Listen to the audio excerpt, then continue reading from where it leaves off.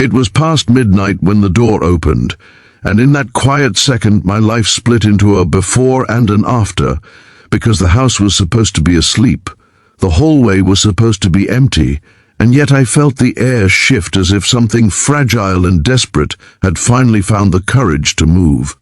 My heart raced before my mind could catch up, and even without seeing her clearly, I knew that whoever stood there was carrying a weight too heavy to hold alone, the kind of weight that only comes to you when the world has gone silent and the darkness feels louder than your own thoughts. Before the story continues, take a moment to pause right here. If you believe in kindness, second chances, and the quiet power being there for someone when it matters most, please like this video, comment your thoughts, share it with someone who needs hope today, and subscribe to the channel Kindness Touch. Your support helps stories like this reach hearts that need them. My name is Aarav, and at that time in my life I was living in my childhood home again, a modest place filled with daylight memories that felt strangely distant after sunset. I had returned months earlier after losing my job in the city, carrying the familiar weight of failure that sits heavy in your chest no matter how bright the morning sun is outside. During the day, the house looked almost cheerful, with light pouring through the windows, dust dancing in the air, and the garden alive with birds and distant traffic sounds. But at night, everything felt different, as if the walls remembered things I was trying to forget.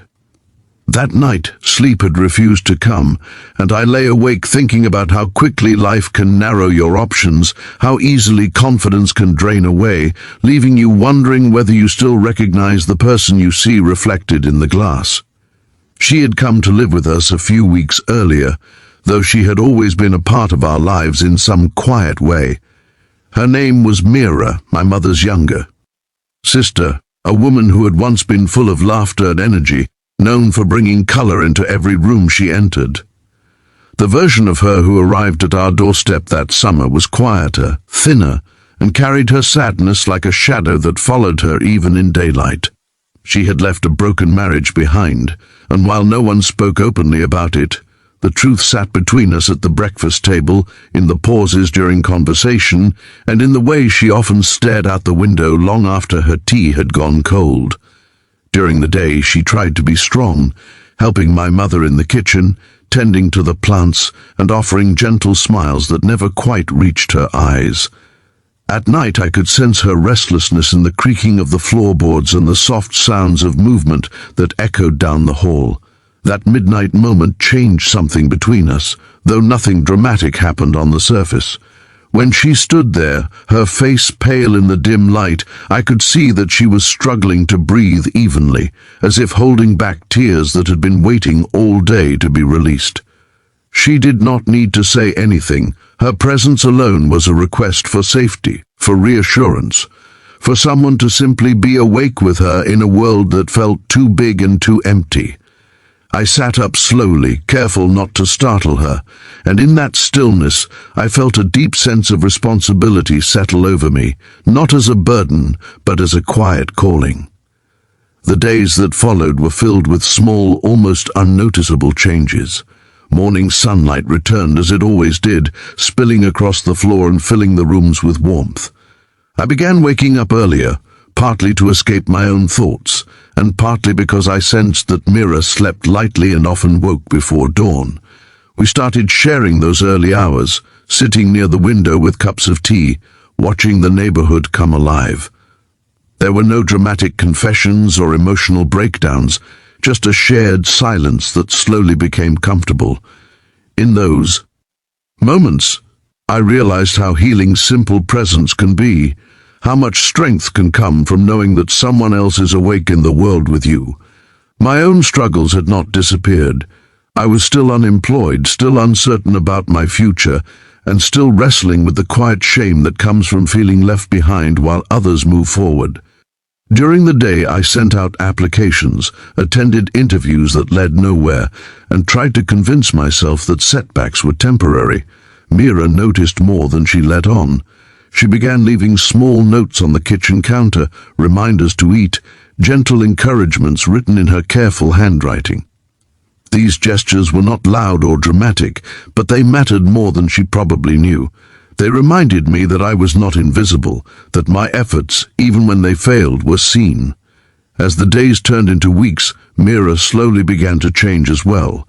She spent more time outside, tending to the garden under the bright afternoon sun, her hands in the soil as if grounding herself in something real and steady. Sometimes I would join her, and we would work side by side, exchanging occasional smiles. The garden became a place of quiet healing, a space where nothing needed to be explained. Watching her there, framed by daylight and green leaves, I could almost see glimpses of the woman she used to be and the woman she might still become. One afternoon, while the sun was high and the house was filled with light, I found myself talking openly about my fears for the first time in months. It was not a planned conversation, and it did not come with any dramatic revelation. It was simply the truth spilling out, born from exhaustion and trust. Meera listened without interrupting, her attention steady and sincere. In that moment, I realized that support is not always about fixing problems or offering solutions. Sometimes it is about holding space for someone else's uncertainty, about allowing vulnerability to exist without judgment.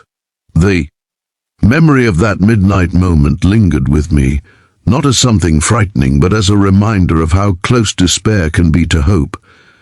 I began to understand that Meera had not come to my door because she was weak, but because she was brave enough to ask for connection when she needed it most.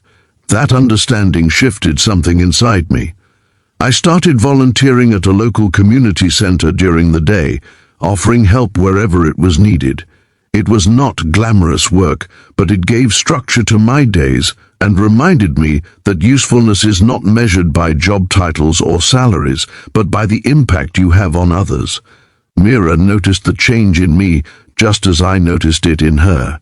She began smiling more freely, her laughter returning in soft bursts that filled the house during the day. The heaviness she carried did not vanish, but it became lighter, shared. We supported each other in quiet ways, through shared meals, afternoon walks, and the unspoken understanding that neither of us was as alone as we once believed. The house, once heavy with unspoken sorrow at night, began to feel warmer, even after sunset. As time passed, opportunities slowly began to appear. A part-time position turned into a full-time offer, and while it was not the dream job I once imagined, it was a step forward. Meera, inspired by her own progress, enrolled in a short course she had always wanted to take, but never felt confident enough to pursue. Day by day, we rebuilt pieces of ourselves that had been worn down by disappointment and loss. There were still difficult moments, still nights when sleep was elusive, but they no longer felt endless. Looking back, I often think about how easily that midnight moment could have been ignored, how simple it would have been to pretend I had not noticed the door opening, to retreat into my own worries. But kindness, I learned, is often born in those small choices, in deciding to be present when it would be easier to turn away. That night taught me that healing does not always come from grand gestures or dramatic turning points, but from quiet compassion and shared humanity. Just before we reach the end of this story, I have a small special request for you. Please comment one word that describes how this story made you feel, and let us know that you were here listening and connecting now. As you reflect on this journey, if this story touched your heart in any way, if it reminded you of someone you love or a moment when kindness changed everything, please take a moment to like this video, share it with someone who needs encouragement, and leave a heartfelt comment. Your engagement helps spread messages of hope and second chances through the Kindness Touch community. Life rarely changes in loud, dramatic ways. More often, it shifts quietly, in the space between midnight and morning, in the gentle opening of a door, and in the courage it takes to reach out and whisper someone's name when the world feels too heavy to face alone.